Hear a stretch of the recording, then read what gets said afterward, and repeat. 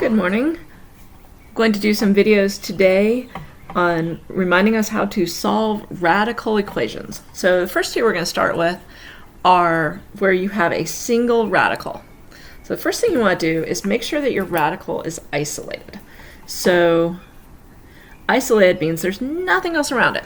So that one clearly is not. It has a 4 there. And this one also is not, because that minus 10 is not under the radical. So the first thing we want to do is move whatever needs to be moved out of the way.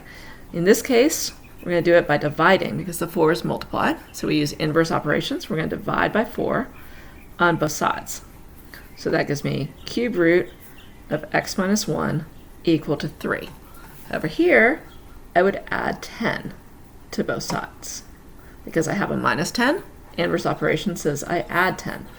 So now I have square root of x over 2 equal to negative 4 plus 10 is 6. All right, so the next step is we need to get rid of the radicals. To get rid of a cube root, we need to do the opposite. So if it's a cube root, the opposite would be to raise it to the third power, to cube it. And again, we have to do that to both sides of the equation. Whoops, accidentally wrote square. All right, so we're cubing both sides.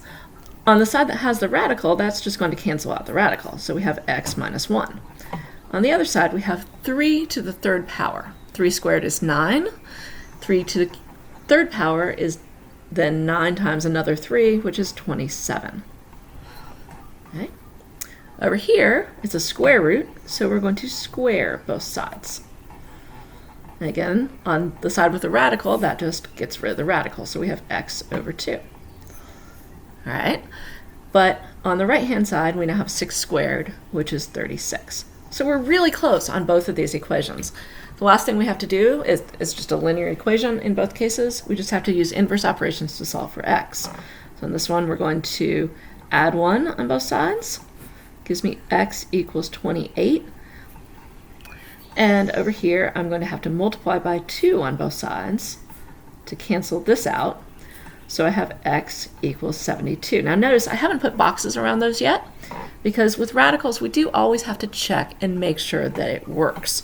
So I'm going to take this 28, and I'm going to plug it back in to the original equation.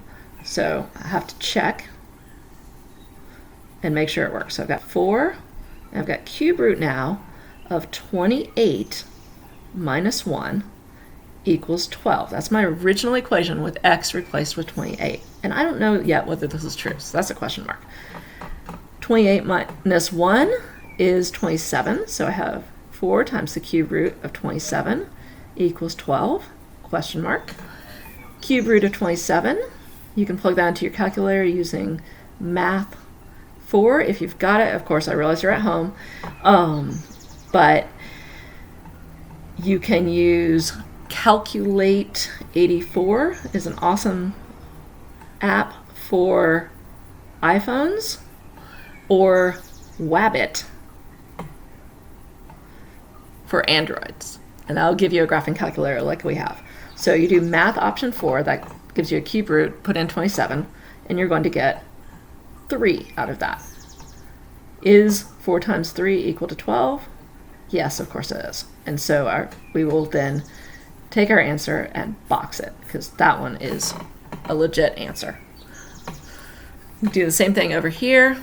We're going to take our original equation, and in place of the x, I'm going to put 72 over 2 minus 10 equals negative 4. But that is not showing.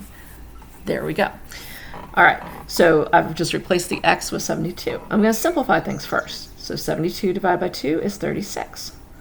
So square root of 36 minus 10 equals negative 4. Of course, question mark, right? So we have not confirmed this to be true yet. We're checking. Square root of 36 is 6. 6 minus 10 is indeed equal to negative 4. So this is a good answer, so we're going to write down our answer and box it. Of course, you could go back and box it from the original one. So this is our first case where we have a single radical.